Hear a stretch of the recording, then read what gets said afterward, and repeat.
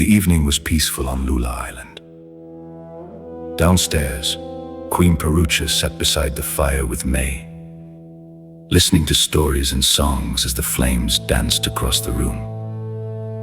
The Queen's pregnancy was nearing its end, with little more than a month before her child would be born. As the night grew late, Maye yawned. She kissed her mother goodnight and climbed the stairs to bed. It wasn't long before sleep claimed her. As she drifted into dreams, her thoughts turned to the two people she missed most: her father, King Parucha, and her brother, Salhuta. Then something extraordinary happened. She felt the gentle rocking of a ship beneath her feet.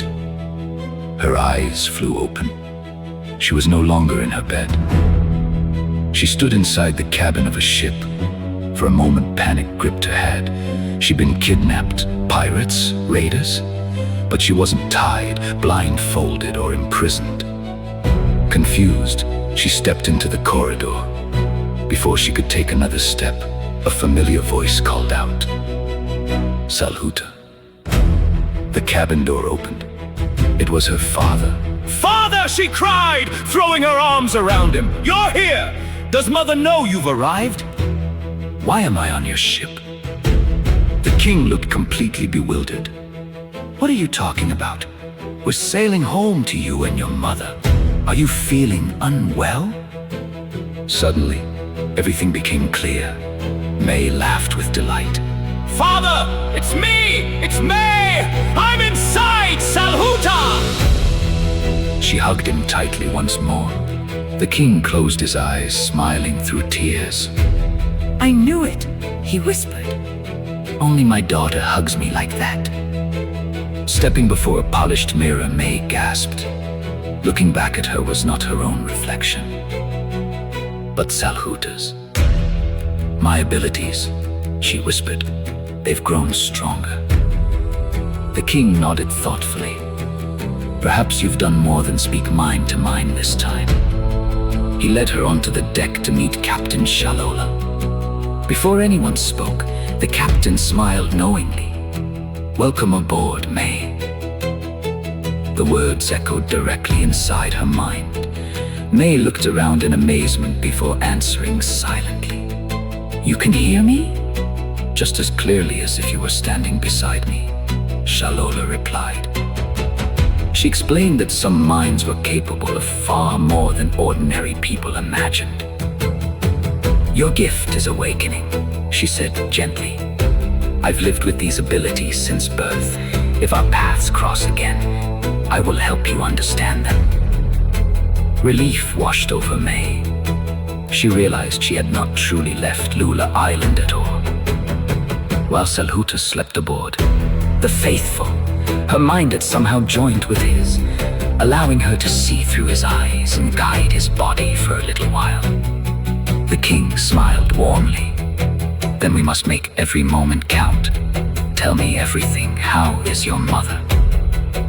Before Maye could answer, everything vanished.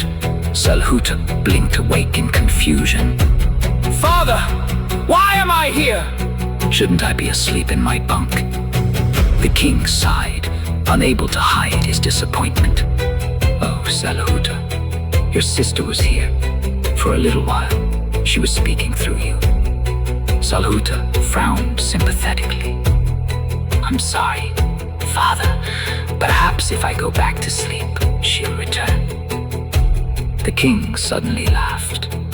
"We've become accustomed to the strangest things back on Just Lydia. We'd have thought ourselves completely mad.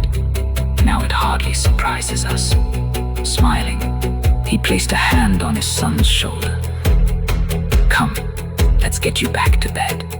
Perhaps we'll be blessed with another visit before your new brother or sister is born." Together they walked quietly back to Salhuta's cabin. At that same moment on Lula Island, Maye awoke with a gasp. Her mother hurried to her bedside. "What is it, my darling?" Tears filled Maye's eyes. "I found Father. I was inside Salhuta's mind. I spoke with them both, and Captain Shalola says My gift is becoming stronger. Queen Parucha embraced her tightly. Then I believe this won't be the last time, she whispered. God has given you this gift for a reason. Mother and daughter lay back together, holding one another close.